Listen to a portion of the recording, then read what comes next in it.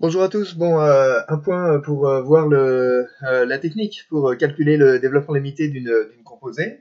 Alors l'exemple que je voulais prendre en premier, c'est le développement limité en zéro de exponentielle de sinus x.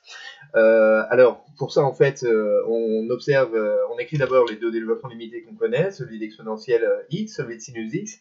Et l'idée c'est de dire, ben voilà, puisque sinus x est proche de 0 lorsque x tend vers 0, on va avoir le droit de remplacer, pour calculer ce développement limité, les x du développement limité de l'exponentielle par sinus x, ou plus précisément par la partie régulière du dl de sinus x. Donc, explicitement ici, donc on observe que sinus x tend vers 0 quand x tend vers 0. Une fois qu'on a fait ça, on peut écrire le développement limité donc de la manière suivante. On prend celui de l'exponentielle, donc ça commence par 1 plus x, et x on le remplace ici par la partie régulière du dl de sinus, donc x moins x3 sur 6, plus x2 sur 2, ça va être plus, on remplace x de nouveau par x moins x3 sur 6, donc x moins x3 sur 6, au carré, le tout sur 2, plus le terme x3 sur 6, donc x moins x3 sur 6, au cube, encore une fois sur 6, et puis plus petit o de x3. Et donc, puisque on veut ici alors le développement limité à l'ordre 3 en 0, disons, de cette fonction-là, on n'a plus qu'à développer après, donc 1 plus x moins x3 sur 6, ça c'est pour la première partie, pas trop de difficultés. Ici, quand on va développer le carré, on va avoir x carré, évidemment, donc x carré sur 2, donc plus x carré sur 2. Et puis, les termes suivants, en fait, dans le développement de ce carré, vont faire intervenir des puissances de x qui sont 4 ou 6, en tout cas des puissances de x strictement plus grandes que 3, et donc qui vont être négligeables devant x3 au voisinage de 0, et donc d'une certaine manière, on va les faire rentrer dans ce petit o de x3, puisque ça va être négligeable devant x3. Donc, c'est tout pour le développement de ce carré, il n'y a pas d'autres termes qui interviennent. Et donc on passe au suivant, le suivant c'est le même principe, donc on va avoir x au cube sur 6, donc plus x3 sur 6.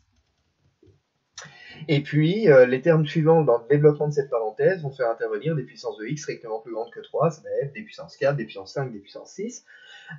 Et donc on va faire entrer tout ça dans le petit o de x3, ça va être négligeable devant x3, donc plus petit o de x3.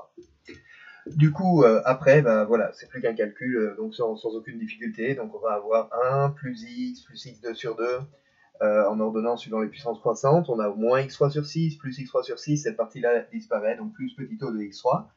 Et donc ceci donne le développement limité à l'ordre 3 en 0 de exponentielle de sinus x. D'accord? Donc le point clé, c'est on voulait calculer le dl de cette composée et on a eu le droit d'appliquer cette méthode parce que sinus x tend vers 0 lorsque x tend vers 0. D'accord? Donc ça, c'est le premier point. Autre exemple de situation, celui où on veut calculer le dl, toujours pareil, disons à l'ordre 3 en 0, d'une fonction qui, cette fois-ci, va être, disons, exponentielle de cos, cette fois-ci, donc exponentielle de cosinus x. Et puis, cosinus x, en fait, vous connaissez le dl à l'ordre 3 en 0, donc c'est 1 moins x2 sur 2, plus petit o de x3, puisque le terme suivant non nul dans le dl de cos, c'est du x4, x4 sur 24 en l'occurrence.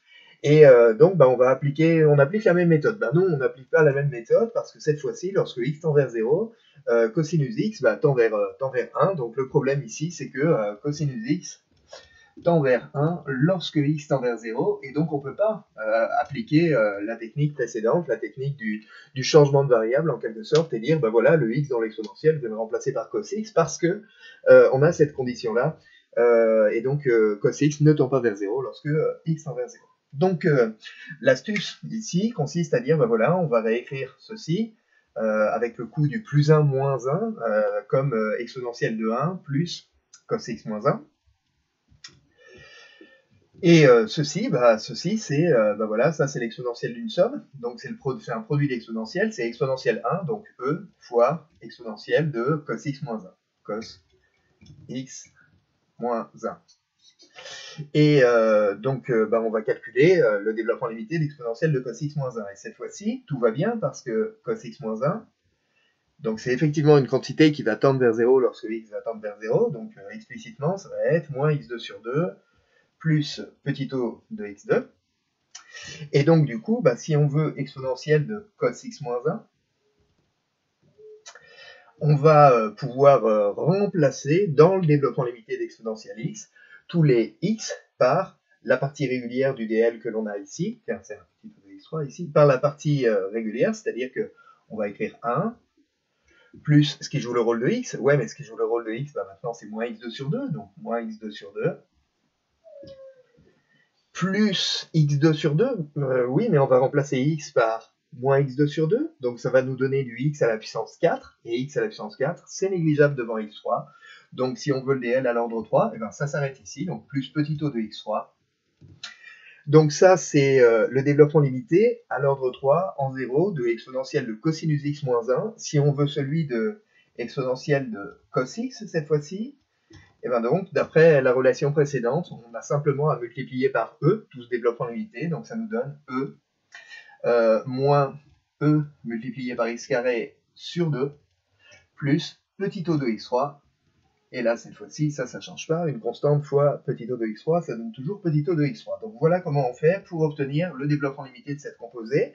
Donc vous avez bien compris, en fait, ce qui est important, c'est pour pouvoir faire ceci, calculer le dl d'une composée, on a besoin de deux ingrédients, les développements limités usuels, ceux du formulaire, et puis on a besoin aussi donc de vérifier la condition que quand on compose, quand on calcule le dl de la composée, f rond u, disons, u doit être une fonction qui tend vers 0 lorsque x tend vers 0, et c'est ça ce qui permet de s'en sortir. Voilà. J'espère que vous avez compris ce petit topo, et puis si c'est pas le cas, n'hésitez pas à m'envoyer vos questions et vos remarques par message. Voilà. À très bientôt. Au revoir.